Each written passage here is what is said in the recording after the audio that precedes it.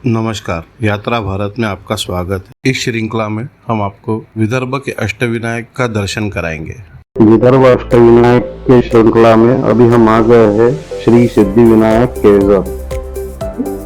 केळझरी तो सिद्धिविनायक पांडव करीती वास, भीम पाठवी बकासुराला येथेच यमसदनास। मुनी श्रुतीला 52 किलोमीटर दूर है तो वर्धा से 26 किलोमीटर दूरी पर पहाड़ी में स्थित है। यह मंदिर वर्धा नागपुर मुख्य मार्ग पर लगभग 1 फरलांग की दूरी पर उत्तर की ओर एक ऊंची पहाड़ी में स्थित है। सड़क गांव से है और सड़क सूचक बोर्ड मुख्य सड़क पर लगा हुआ है। वशिष्ठ पुराण और महाभारत के अनुसार इस गांव को चक्र नगरी कहा गया था।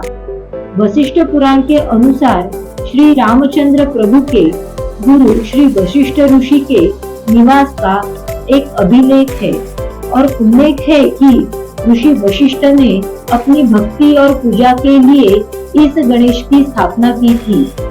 इसके बाद यह उल्लेख मिलता है कि वर्धा नदी का नाम निर्माण उसी काल में हुआ था। पुराणों के अनुसार गणेश जी का नाम वरद विनायक है तथा वर्धा नदी का नाम वरदा है। यह काल श्री राम के जन्म से पहले का था और श्री राम के जन्म के बाद श्री वशिष्ठ ने छोड़ दिया था।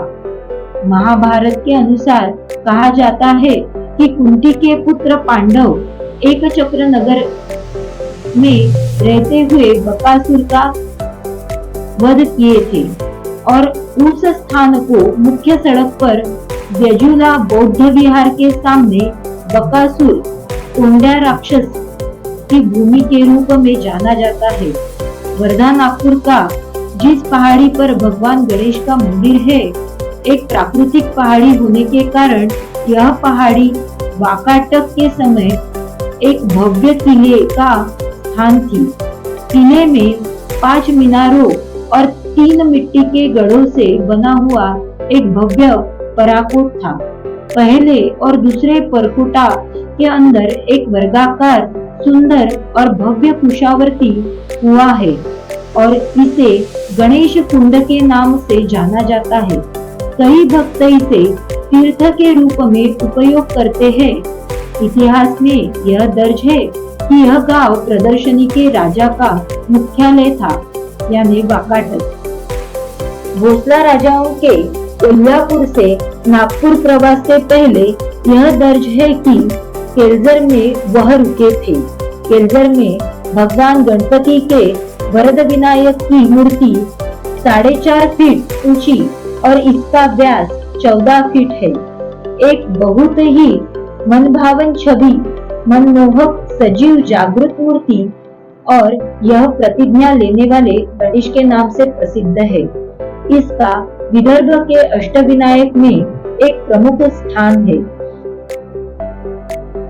93 साल में मंदिर का जीर्णोद्धार कार्य प्रारंभ हुआ और साल 94 में महाशिवरात्रि के पहले खुदाई में शिवलिंग मिला था।